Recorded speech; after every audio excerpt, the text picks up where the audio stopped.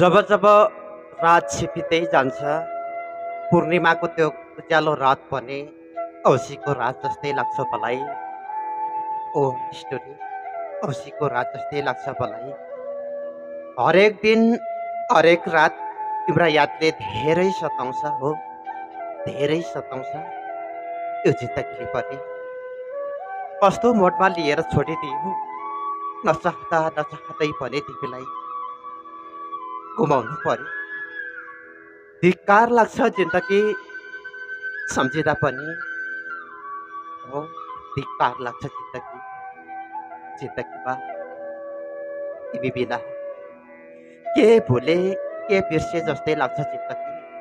आज तिमी कसैकी भइसकेकी छेउ, तर पनि तिमी मेरो भन्ने अधिकार त्यो त मैले गुमाइसकेँ।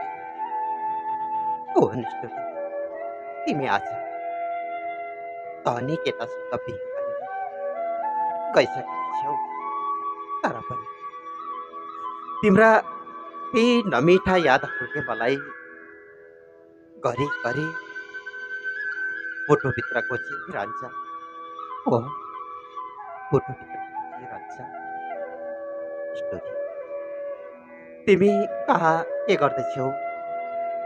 जहाँ जे जस्तो अवस्थामा भए पनि तिमी त सन्चै आरामै मङ्गलमै छौ होला। यता भने तिमी बिनाको जिन्दगी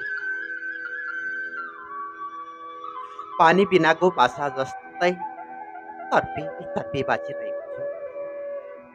ओ स्टोरी, जिन्दगीले पनि अनौठो पर्दै मलाई मलाई आकाशले थिचे जस्तै हुन्छ, धरती भाष्यको आभास हुन्छ मलाई। स्टोरी, राजे जस्तो अवस्थामा भए पनि तिमी खुसीसँग हाँसी खुसी जीवन जिउनु यही मेरो शुभकामना छ। हो यही मेरो शुभकामना छ।